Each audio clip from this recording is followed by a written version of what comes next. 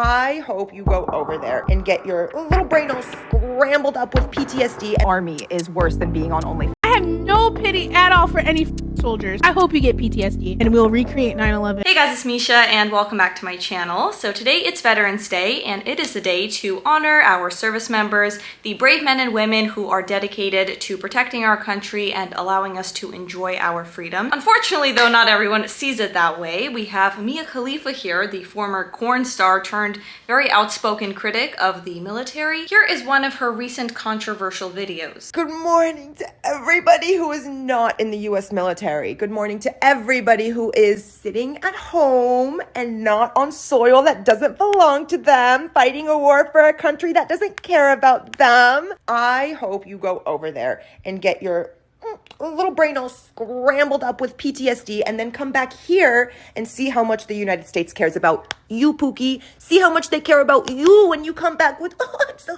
sad. I piss my pants every time I see a falafel stand in Manhattan. Let's see how much the VA cares about you. Let's see what they tell you to do with your little broken brain from going over to fight a war that's not yours. They're going to tell you to try breathing exercises because the US government does not give a about you once you cannot die for them. So here she is hoping that veterans come back with PTSD to see how little the government cares about them. And while it is true that there is not enough support for these veterans, you can put this in a better way, right? Like you can be a bit more respectful, but I guess we can't expect respect from someone who doesn't even respect themselves. Just saying. What did I say on Z-Way that one time? Yeah, I think that still stands as very accurate. She's also referencing a comment she made where she compared the army to OnlyFriends. So we have OnlyFans, and then we have like the sex work industry, and then we have like actors. Is there a difference between these industries, or are we all fundamentally selling our body in some way? Honestly, I think that selling your body, like if we're going by that definition, being in the army is worse than being on OnlyFans. Wow. You're selling your body to the government.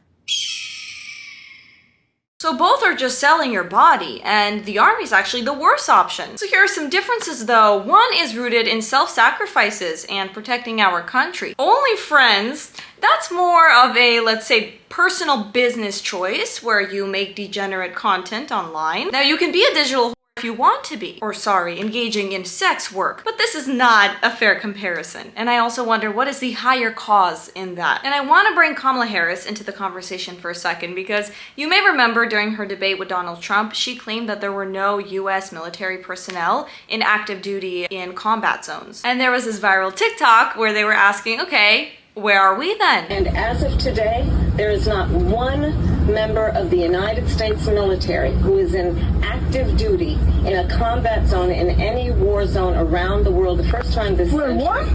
But let's understand. So where the are we right now? And after the disaster in Afghanistan, you'd think that they take this stuff more seriously. And regardless of your opinion about our role in Afghanistan, we can all agree, I hope, that we owed our people a responsible, well-planned exit instead of the chaos that we got. Now on to our next bright mind. We have Twitch streamer Frogan, who managed to take things to a whole new low. Again, wishing PTSD on veterans. I have no pity at all for any soldiers. Distress, thank you so much. I will never have any pity for any soldiers. US military? Boo who? I hope you get PTSD. The ones I'm like whatever about the US soldiers are the ones that like acknowledge that like what they did was wrong. They didn't know back then. You know, I did this back then, but now I know it's wrong. Like I'm changed, like imperialism, this. You don't deserve the PTSD. But like any other motherfucker you're joining them, you're like, oh my God, I want my Camaro, no student loans. Fuck you. I hope you get PTSD. And I hope you get no health insurance when you get back into America. So that was disgusting, but unfortunately not a huge shocker from her because she also planned on making a 9/11 cake with her friends if she got enough money. $62.50.